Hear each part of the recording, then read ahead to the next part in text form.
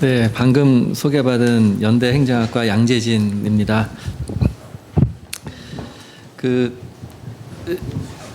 앞에 제가 발표문 다 가지고 계시죠? 이걸 하나 그냥 쭉 이렇게 같이 따라가면서 말씀드리겠습니다. 저는 기본적으로 기본소득에 대해서 굉장히 비판적입니다.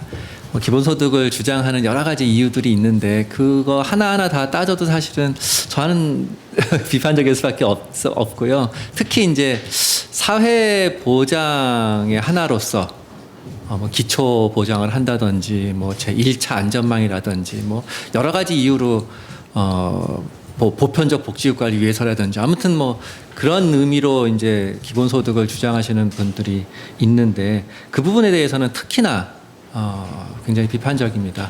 그 효과를 기대할 수가 없기 때문에 그러는 거죠. 그래서 어느 정도 근데 홍경도 선생님도 좀 말씀하시고 했지만 좀 부족금 그런 측면에서 얘기가 덜 된 부분을 살짝 좀 언급을 한 다음에 앞으로 우리가 기본소득이 아닌 기존의 사회보장의 원리로서 복지 효과를 어떻게 강화시켜 가야 하는지에 대한 큰 틀에서만 논의를 좀 오늘 하도록 하겠습니다. 먼저 시작하기 전에 29페이지에 제가 중간쯤에 이제 재난지원금 얘기를 좀 해놨는데 재난지원금은 일회성이었고 기본소득도 아닌데 너무 했다 이렇게 얘기도 하지만 저는 굉장히 중요한 문제라고 생각을 합니다. 재난지원금 같은 식으로 그 기존의 복지 지출 원칙이라든지 아니면 전체적인 어떤 재정 지출 원칙에 어긋났던 유례가 없는 사례라고 저는 생각을 합니다. 재정 지출 원칙이든 복지 지출 원칙이든 사실은 재난지원금이면은 재난이 있는 곳에 지원금이 가야 되는 거죠. 근데 재난이라는 위험 발생 여부나 그 크기를 따지지 않고 무조건적으로 지급이 됐습니다. 아이 없는 집에 아동수당 준 꼴이라고 전 이제 비판적으로 얘기하는데 그래서 이렇게 어떤 정책 목표가 재난에 대한 지원금인데 재난 없는 곳에도 막 가는 이런 경우가 재정 지출에서 어떤 경우가 있었죠? 없습니다. 그래서 이런 얘기도 하더라고요. 이게 경제가 어려우니까 골목상권 키우기 위해서 그냥 다 준 거지. 궁극적으로는 경제정책이고 골목상권 키우기 위한 거다. 어려움을 돕기 위한 거다. 이것도 조금 생각해보면 그렇지 않아요. 우리가 정부처럼 매출장부를 들여다볼 수도 있는 것도 아니고 확인할 수 있는 것도 아닌데 어디가 어려운 가게인 줄 알고 가서 저희들이 도와줍니까? 그러다 보니까 소고기 사 먹고 학원비 결제, 선결제하고 이런 식으로 쓰여진 거 아닙니까? 그러니까 진짜 어려운 영세 가게 이런 데에 어쩌다가 간접적으로 돈이 흘러가서 도움이 조금 될 수 있을지 모르지만 직접적으로 한 게 없어요. 이건 결국 선거가 만들어낸 그냥 돈 뿌린 거라고 생각을 합니다. 그리고 그 비용에 대해서 국민들이 언제 내기는 했습니까? 국채 발행하고 지금 북핵 위기 앞에서 스텔스기 도입하는 거 뒤로 미루고 전자권 환수한다고 하면서 군사위성 구매할 거 뒤로 미루고 이런 거 삭감해가지고 만들어낸 돈이잖아요. 근데 문제는 이런 식으로 지금 재난지원금이 나가는 것을 영속적으로 반복하겠다고 하는 게 기본소득론입니다. 그러면서 기본소득 가지고 사각지대를 해소하겠다는 등 사회보장을 강화한 등 1차 안전망을 어쩌고저쩌고 말을 하는데 재난지원금이 영세사업장 실질적인 도움이 안 되고 실질적으로 재난이 필요한 재난으로부터 소득보장을 받아야 하는 사람한테 별 효과가 없었던 것처럼 기본소득도 그런 효과 기대할 수 없습니다. 따져봐야 됩니다. 그래서 제가 이제 문제 제기를 하는 거고요. 그래서 그 다음 페이지로 30페이지로 넘어가시면 그럼 왜 기본소득은 희망하는 혹은 기대하는 효과를 발휘할 수 없느냐 하면 사회보장 복지 얘기합니다만 위험에 빠진 사람, 욕구나 필요가 있는 사람에게 지급되는 것이 아니라 그 밖에 더 많은 사람들에게 가는 재원이 그쪽으로 가기 때문이죠. 우리가 이제 예를 들어서 뭐 실업급여 생각해 봅시다. 지금 실업급여 사각지대가 많으니까 기본소득으로 다 깔아줘야지. 이런 얘기 하지 않아요? 근데 이제 실업률이 몇 %입니까? 한 3%, 4% 되잖아요. 그게 위험률입니다. 위험에 처하는 사람이 한 3%, 4% 된다. 그렇게 쉽게 생각하시면 돼요. 자, 거기에 대해서 실업급여가 최대 아까 뭐 최소 165만에서 최대 198만 원까지 지금 우리나라 이제 들어가게 됩니다. 3%, 4%에게 들어가는 거죠. 자, 그런데 이 3%, 4% 중에 못 받는 사람들이 있다고 기본소득으로 다 줘야 된다. 사각지대 없애기 위해서. 그런 얘기하는 겁니다. 지금 무슨 말이냐면 어떻게 보면 아주 맥시멈을 해도 3%, 4%를 위한다고 하면서 실제로는 97%, 96% 사람들에게 기본소득을 같이 줘야 된다는 얘기예요. 즉 30배가 넘는 대상자에게 그냥 줘야 된다라는 겁니다. 비용이 30배가 드는 거예요. 그러니까 이게 말은 사각지대 해소인데 이게 쉽지가 않죠. 30배가 넘는 비용이 들어서 그걸 해야 되니까 그런 상황입니다. 그렇다 보니까 비용이 너무 많이 들으니까 그래서 급여를 낮추는 식으로 가는 거 아닙니까? 그래서 이제 이재명 지사도 얘기하는 게 현실적으로 한 15조 정도 가지고 기본소득 1년에 한 사람에 한 20만 원 주는 거. 한 달로 치면 한 2만 4천 원 되겠죠? 한 달에 치면 2만 4천 원짜리를 한 15조 원 갖고 하자. 작은 것부터 하자고 하면서 15조 원을 얘기합니다. 15조 원 작은 거 아닙니다. 우리나라 기초생활보장제도 공적부조가 14조입니다. 기초연금도 한 13조, 14조 그 정도 되죠?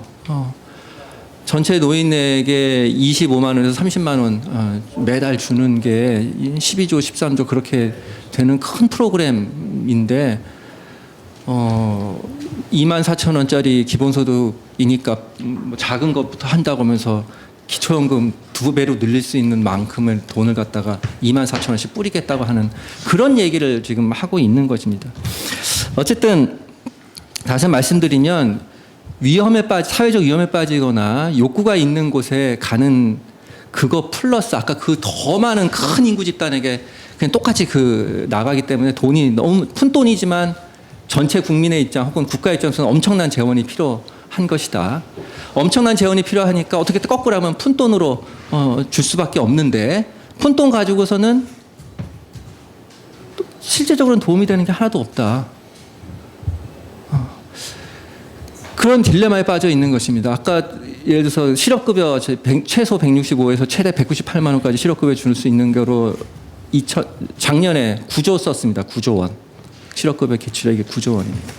9조 원을 기본소득화하면은 14,000원이 되나요? 한 달에? 그렇게 됩니다. 그 돈 15,000원, 뭐 14,000원으로 실업급여 효과에 못 하잖아요. 사각지대는 없죠. 다 받은 거 사각지대는 없지만 그게 무슨 실효성이 있습니까? 근데 그거 가지고 사회보장하겠다 그러고 뭐 보편복지를 하겠다고 하는 게 너무 웃긴 거예요. 그래서 이런 거 갖고 지금 뭐 사회보장을 강화하고 이런 얘기는 하지 않았으면 좋겠다라는 거고 그러다 보니까 그러면 뭐 조금 위험한 집단, 좀 어려운 집단부터 그럼 조금 확대하는 건 어떻겠냐, 뭐 이런 얘기에서 청년이 어려우니까 청년에게 하자, 뭐 이런 얘기를 하죠. 청년 기본소득. 그런데 청년을 진짜로 위하는 건지 잘 모르겠습니다. 그게 청년 20대만 하더라도 20대만 하더라도 한 700만에서 750만 우리가 되죠. 750만 잡으면 청년을 위해서 한 달에 10만 원씩만 준다고 해도 9조가 들어갑니다. 9조 원. 근데 청년들에게 한 달에 10만 원보다는 사실은 중요한 건 일자리죠. 청년 10만 원씩 받는 거 가지고는 앞으로 인생 계속 깜깜합니다. 그래서 일자리를 갖게 하기 위해서 어떻게 할 것이냐 하면은 어떻게 보면 사실은 중산층들이 하는 식으로 중산들이 자기 자녀들한테 교육 열심히 시키잖아요. 교육을 가진 사람이 그래도 괜찮은 일자리 갖고 나가게 되어 있습니다. 또 기술 있는 사람이 또 일자리 잡고 가죠. 그래서 어떻게 보면 청년이라고 생각합니다. 그러면 어떻게 우리가 이제 앞으로 가야 될 방향은 그런 거죠. 그래서 제가 말씀드리고 싶은 거는 우리는 어차피 지금 복지 지출이 늘어날 수밖에 없는 구조입니다. 그리고 특히 고령화 사회를 너무나 빠르게 진입하고 있기 때문에 연금 지출과 의료보장 지출이 늘어날 수밖에 없습니다. 그런데 혹 우리가 연금 지출과 고령화 지출 부분을 그냥 통제 없이 그냥 막 나가게 될 경우에는 아무래도 우리가 자원은 제약되어 있기 때문에 이쪽 근로 연령대에 대한 아까 뭐 사회 서비스라든지 훈련 문제라든지 뭐 실업급여라든지 뭐 이런 쪽에 대한 지원이 아무래도 위축될 수밖에 없다. 그래서 고령화 요인 지출이 늘어날 수밖에 없지만 되도록이면 재정 효율성 있게 가는 쪽으로 좀 개혁을 이쪽을 하면서 가야 되고 나머지를 최대한 그래도 근로연령대 인구에게 필요한 복지 지원 쪽으로 가게끔 자원 배분을 조금 이렇게 방향을 틀어야 된다라는 것입니다. 그래서 이제 그 세부적으로 간단하게 큰 방향성만 좀 말씀을 드리면 35페이지입니다. 먼저 연금 문제를 좀 해결해 갈 수밖에 없습니다. 고령화 사회에서 노후소득 대비를 해줘야 됩니다. 지금 국민연금 하나 있고 기초연금이 좀 부족하게나마 이제 밑바탕을 좀 기초보장을 해주고 있는데 사실은 우리나라가 노후소득 보장에 쓸 수 있는 아주 큰 재원을 가지고 있습니다. 그것이 제대로 활용이 안 돼서 뿐이지. 퇴직연금 부분입니다. 퇴직연금, 퇴직금 부분, 그러니까 퇴직금 말고 퇴직연금에 지금 사용자가 보험료로 퇴직연금 시장에 넣어주는 것만 해도 작년에 35조입니다. 1년에 35조 원입니다. 1년에 35조 원이 퇴직연금 시장으로서 퇴직연금 이름이라는 한 거에서 들어갑니다. 그러나 대부분은 연금으로서 기능을 못하고 있습니다. 퇴직금식으로 일시지금 받고 뭐 이렇게 되는. 물론 그것도 의미가 있게 다들 개인들이 쓰는 거지만 노후소득 보장이란 취지로서 만든 퇴직연금이 제 역할을 못하고 있는 거죠. 만약 이것이 제 역할을 해준다면 국민연금의 보장성이 지금 부족한 부분들을 상당 부분 특히 중상층, 중간계층 이상에게 상당 부분 보완을 해줄 수 있습니다. 아까 말씀드려도 지금 비용이 아까 35조가 작년에 보험료로 나갔다고 그랬죠. 퇴직연금에. 국민연금이 50조 정도 보험료 수입이 됩니다. 그러니까 60에서 70%의 버금에 달하는 큰 돈이 지금 사실은 노후소득보장제도에 제대로 쓰이지 않으면서 노후소득보장 한다고 하면서 돈이 들어가고 이거를 좀 합리화하는 것, 그래서 노후소득보장에 쓸 수 있게 해주는 것이 굉장히 중요하고요. 그렇게 되면 국민연금에 뭐 급여를 올려서 뭐뭐 하는 얘기를 굳이 안 해도 됩니다. 국민연금에 급여를 올리게 되는 순간 사실은 후세대한테 부담이 너무 커지게 되고 지금 뭐 어려운 거 그러니까 재정 불균형이 있는 거 알지 않습니까? 후세대의 부담이 너무 커지게 되고 후세대의 부담이 커지게 돼서 돈을 많이 들어가게 되면 사실 아까 말한 대로 근로연령대에 대해 해야 될 복지를 못하게 되기 때문에 말씀을 드리는 겁니다. 퇴직연금 부분은 큰 덩치가 있으니까 활용하자라는 거고요. 이쪽은 중간계층 이상은 이걸 혜택을 볼 수 있을 것 같습니다. 나머지 이제 중간계층 이하가 문제겠죠. 지금 기초연금이 하고 있는데 기초연금은 사실 스웨덴식으로 기초보장연금으로 좀 바꿔야 될 거라고 생각을 합니다. 지금은 그냥 무조건 주고 있기 때문에 중위소득까지도 이상까지도 사실은 기초연금을 받습니다. 그런데 이 중위소득 이상은 퇴직연금과 합한 국민연금을 해결을 하고 이쪽 밑은 저소득층 계층은 기초보장연금 어려운 것이 아닙니다. 기초생활보장제도 생각하시면 됩니다. 기초생활보장제도에서 65세 이상 노인을 떼내서 우리나라가 지금 52만 원이 생계급여 수준이면 52만 원까지 보충급여를 보장을 하자 뭐 이런 얘기가 되겠습니다. 어차피 지금 부양의무자 기준 없애가지고 62세 노인들 가난한 사람은 다 해주겠다는 거 아닙니까? 마찬가지로 이거를 기초연금과 합해가지고 이제 기초보장연금식으로 해서 30만 원 지금 최대 30만 원인데 그게 아니라 52만 원까지 보장하는 것 이런 식으로 가는 것이 필요할 거라고 생각을 합니다. 이런 식으로 좀 이제 합리화하는 것이 이 노후소득보장에 필요하고 의료보장도 마찬가지입니다. 의료보장에서 지금 건강보험이 매년 10%씩 그 지출이 늘어나고 있습니다. 많이 좋아졌어요. 우리 뭐 이번에 뭐 코로나 사태 또 보시다시피 우리나라 굉장히 국제 비교 세에서 굉장히 높은 수준에서 의료 보장을 잘 받고 있습니다.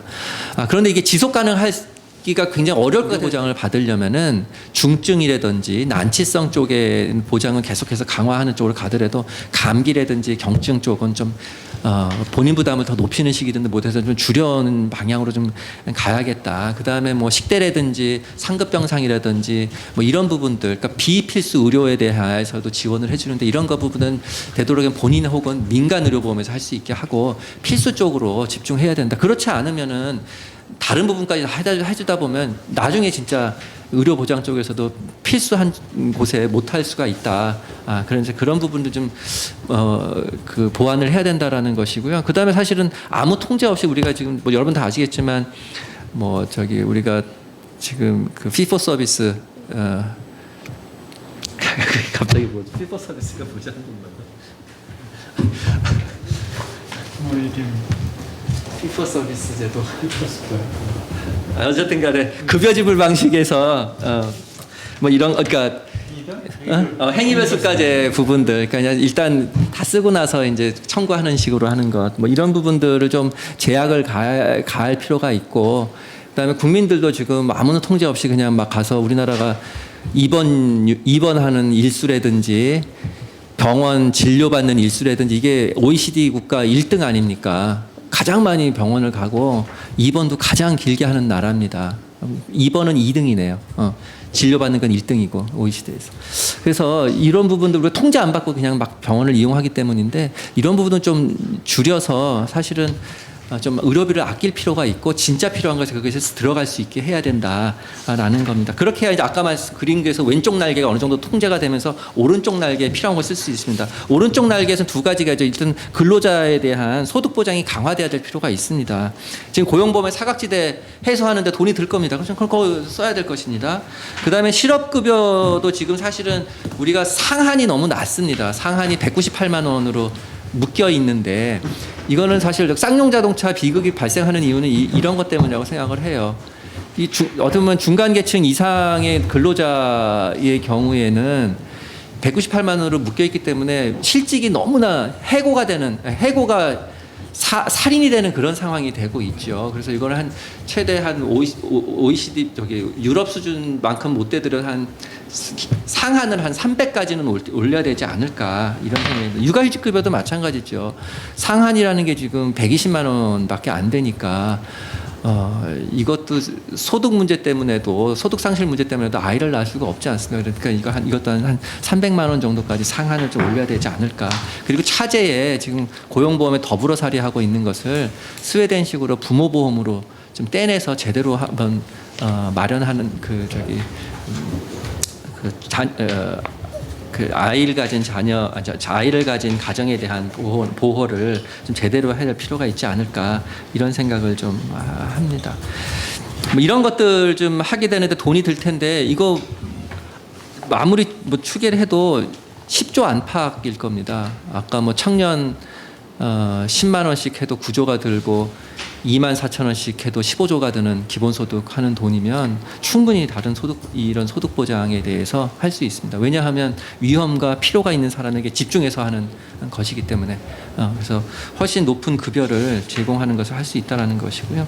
그 다음에 이제 사회적 이동성의 강화도 해야 됩니다. 지금 뭐 사후적으로 소득 보장할 것이 아니라 좀 어려운 집안에 태어났어도 중산층 가정의 아이와 그래도 동일한 조건에서 훈련받고 교육받을 수 있는 기회들이 보장이 돼야 될 것입니다.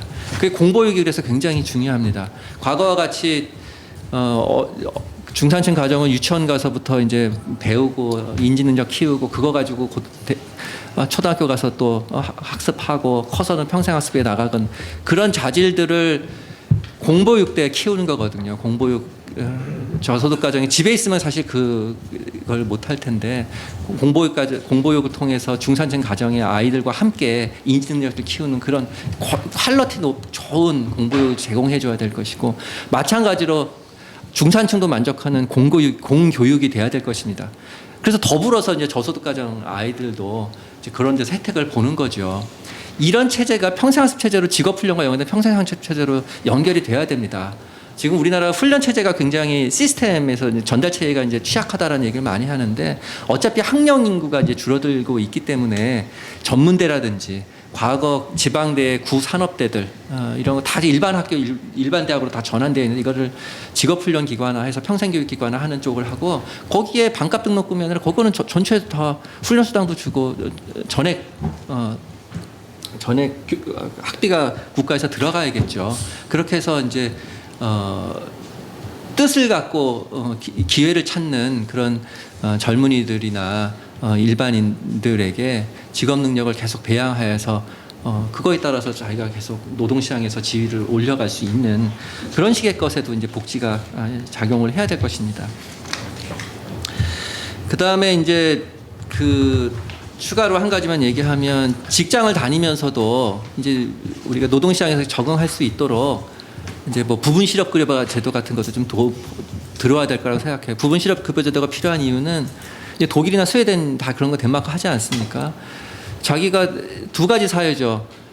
회사 다니면서 훈련도 좀 받고 싶은데 뭔가 좀 배워서 내가 좀 몸값이라도 올려서 다른 곳에 옮겨가고 싶기도 하고 좀 이런 지금 노동시장에서 수요가 달라지고 있으니까 내가 적응하고 싶은데 하루에 8시간씩 일하다 보면은 그럴 기회가 없지 않습니까? 그러니까 교육과 훈련을 조건으로 근로시간을 단축하고 교육을 받습니다.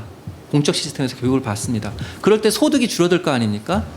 근로시간을 단축했으면 소득이 줄어드는 부분에 대해서 부분 실업급여가 보충이 돼서 이제 소득 상실의 위험에서 벗어나면서 교육 훈련 받고 이제 노동시장에 적응해서 가는 이런 시스템들이 좀 체계적으로 마련되는 것도 좀 필요할 것이다. 여기 어떤 돈이 들죠. 이런 쪽을 좀 강화하는 쪽으로 복지 국가가 지출을 좀 하고 했으면 좋겠습니다. 이런 부분들은 기본소득에서 논의조차도 하지 않는 것이고 하는 것입니다. 그래서 기본소득보다 이런 쪽으로 해야 된다는 것입니다.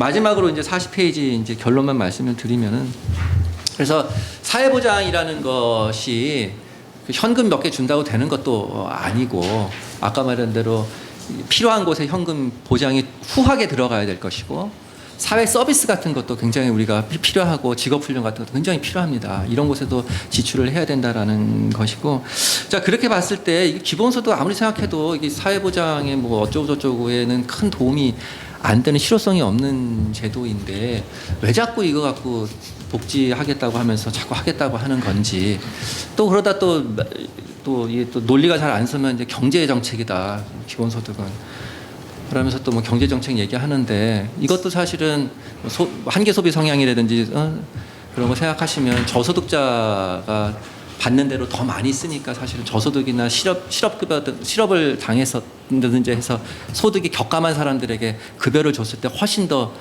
소비 증대 효과라든지 경제 효과가 더 큰데 이것도 또 똑같이 지금 직업 갖고 있는 사람들, 부자들에게도 똑같이 준다고 하니까 저축 효과만 일부 발생하게 되고 그런데 또 이것도 경제 효과라서 하겠다고 하는 거. 어쨌든 그래서 별로 그렇게 논리가 안 서는데 계속 얘기하는 건 결국엔 정치가들이 얘기하는 것은 그냥 정치적인 효과 때문에 표 계산 때문에 그런 거 아닌가. 그래서 포퓰리즘일 수밖에 없다라고 생각을 합니다. 왜냐하면 아까 말씀드렸듯이 복지 급여는 그 사회 서비스가 됐든 현금이 됐든 소수가 지금 당장은 소수가 혜택을 봅니다. 여러분 건강보험료 맨날 내지만 아플 때 병원 가는 거지 않습니까? 결국 건강보험의 혜택을 보는 건 당장은 소수입니다. 실업급여도 마찬가지예요. 실업에 빠지는 3~4% 사람이 일단은 모든 사람이 보장을 받지만 급여는 소수가 받게 되어 있습니다. 그런데 기본소득은 얼마나 좋습니까? 이런저런 이유로 유권자 전체에게 주겠다고 하는 거니까. 그리고 유권자들은 또 그런다고 하대요. 요번에 기본소득 논자들이 얘기하는 거예요. 처음으로 국가로부터 뭘 받아봤다고 국민들이 그런다고 한다고 합니다. 그런데 어떻게 그렇습니까? 우리가 아까 얘기했지만 국방이라는 거, 또 사회 서비스라든지 건강보험 체계에서 있는 것들 그런 거 다 우리가 세금 내고 뭐뭐 한 거로 국가에서 다 이렇게 시스템을 깔고 우리가 다 혜택을 보는 거 아닙니까? 꼭 현금이 매달 들어와야 되는 것은 아닌데 현금 효과가 큰 거예요. 그걸 아는 거죠. 그러니까 그냥 이런저런 핑계대고 다 나눠주겠다. 그래서 저는 기본소득이 아니라 기본 고무신이라고 저는 그렇게 생각을 합니다. 그래서 어떤 명분을 만들어서 주겠다라고 하는 것이고 한 사람이 그렇게 나서서 하니까 다른 정치가들이 아니할 수 없는 상황이라고 지금 그렇게들 얘기를 하더라고요. 그래서 저 금도를 넘어섰다 이렇게 생각을 합니다. 정치가들이 금도를 넘어서고 남미식으로 간다는 거죠. 이제 그 정도 수준으로 이제 격화가 된 거라고 생각을 합니다. 그래서 앞으로는 다행인 것은 대선을 좀 한참 앞두고 이런 논의가 돼서 대선 앞두고 어여부여하다가 그럴 수도 있었을 텐데 좀 많이 남았으니까 좀 이런 논의나 이런 걸 통해서 좀 국민들이 좀 제대로 판단할 수 있는 그런 시간이 됐으면 좋겠습니다. 이상 발표를 마치겠습니다.